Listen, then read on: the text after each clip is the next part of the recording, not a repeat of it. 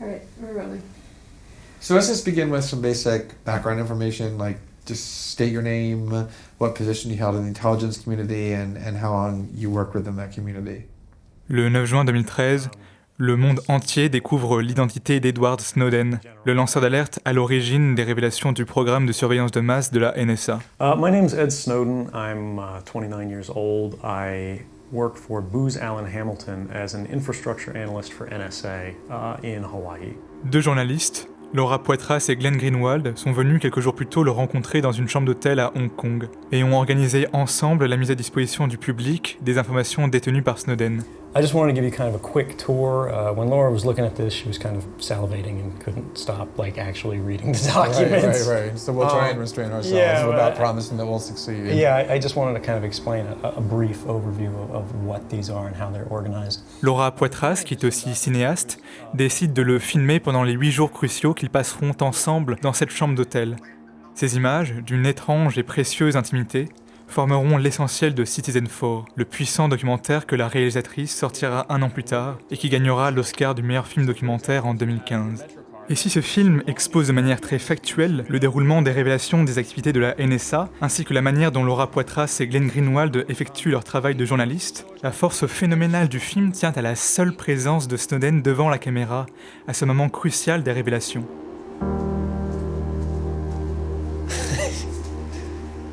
It is an unusual feeling that's kind of hard to like describe or convey in words, but not knowing what's going to happen the next day, the next hour, the next week, it's scary, but at the same time it's liberating, you know.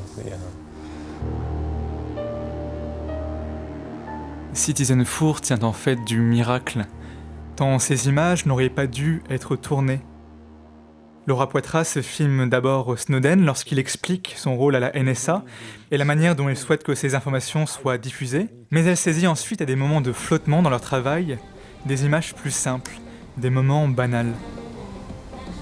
On voit par exemple Snowden regarder une chaîne d'information à la télévision, l'air éteint et fasciné, mais elle le filme aussi un moment dans une séquence mémorable. Une séquence dans laquelle on voit Snowden se préparer à sortir pour la première fois de l'hôtel et demander à Laura s'il doit se raser ou non. Car effectivement, dans l'interview qu'ils ont tournée 2 jours plus tôt et qui a fait le tour de la plupart des médias du monde, il est très mal rasé. Leave it longer or cut it shorter? What do you think? As far as the video that people saw, am I less identifiable now? Was it? Tout ce qu'il se passe dans cette chambre et tout ce que Laura se décide de filmer acquiert une force de cinéma phénoménale. Le moindre bruit extérieur, le moindre appel reçu est vécu comme une menace potentielle pour Snowden, tant personne ne sait ce qu'il se passera dans les jours qui suivront. I'm sorry, say again? No thank you. No calls.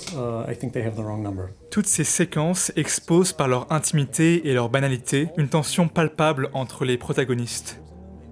On est comme le témoin privilégié de scènes précieuses qui n'étaient pas censées être captées. Des images qui renseignent sur la façon dont Snowden, devenu personnage public, a pu vivre personnellement ces quelques jours critiques qui ont complètement bouleversé sa vie. On le voit décider devant la caméra de révéler son identité et de rendre ainsi son retour aux États-Unis impossible. Et son calme et son isolation du tumulte du monde durant ces quelques jours, et son angoisse camouflée, et ce regard gêné lancé de temps à autre à la caméra de Laura Poitras, tous ces détails participent au miracle de cette captation. Des images qui doivent une grande partie de leur puissance à leur simple existence. Ces séquences deviennent immédiatement intemporelles parce qu'elles transcendent le moment si précieux dont elles sont l'unique trace.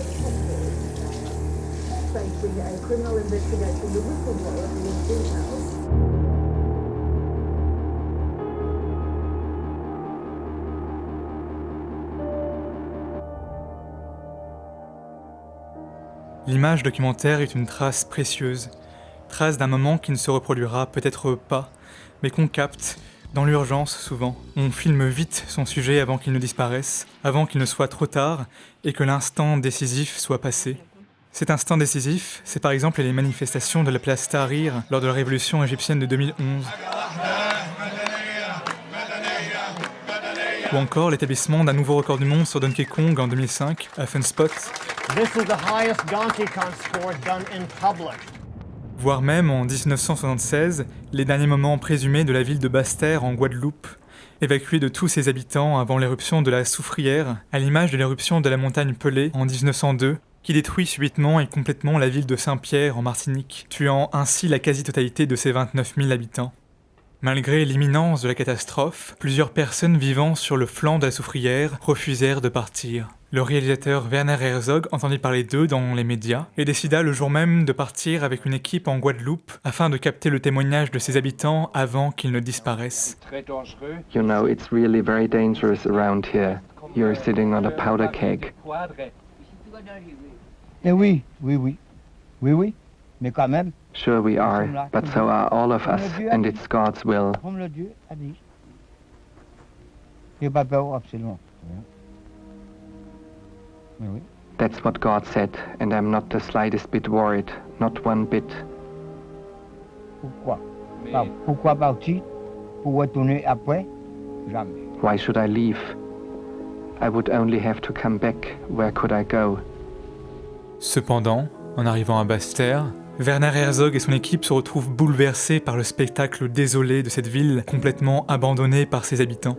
We flew over Basse-Terre by helicopter. During the flight, we got the impression that these were the last hours of this town and the last pictures ever taken of it.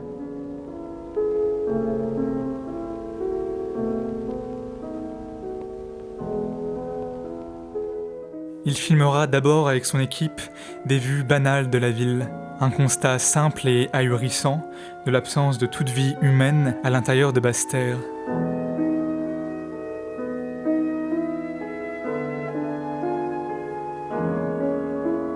Ces images sont bouleversantes, car elles sont anticipées au moment de leur captation comme les dernières vues de Basse-Terre avant sa destruction.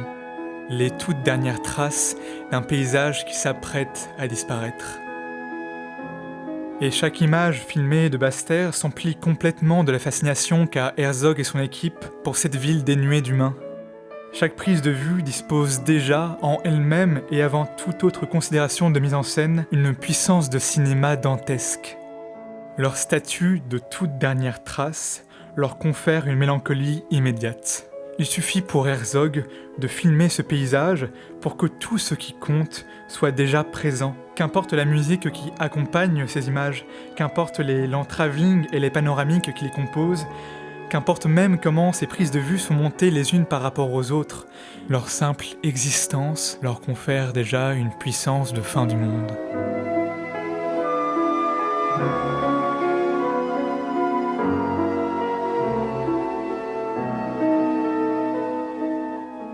Et pourtant, la Soufrière n'entrera jamais en éruption. Basse-Terre restera intacte malgré les prédictions des volcanologues. Herzog l'annonce, un peu embarrassé, à la fin du film seulement. There was something pathetic for us in the shooting of this picture, and therefore it ended a little bit embarrassing. Now it has become a report on an inevitable catastrophe that did not take place.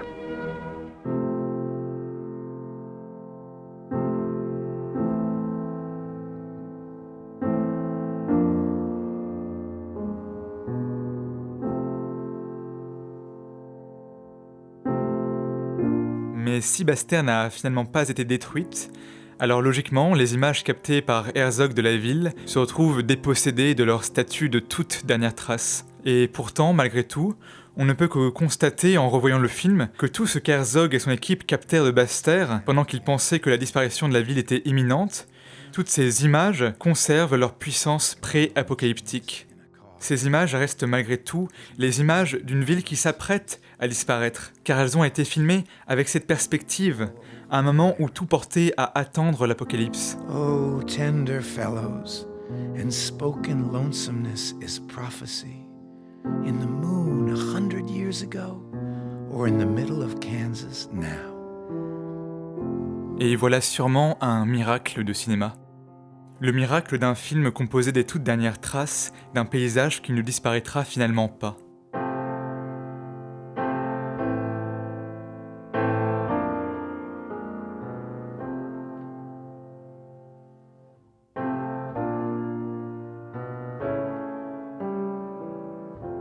L'éruption de la soufrière a bien eu lieu, mais à l'intérieur seulement des images qu'il appréhende. Le volcan a bien explosé à l'intérieur du film, car ceux qui l'ont filmé durant cette période critique étaient absolument convaincus qu'il allait exploser, et l'ont filmé avec tout ce qu'on peut ressentir et tout ce qu'on peut intégrer dans les images que l'on filme en bravant un grand danger imminent.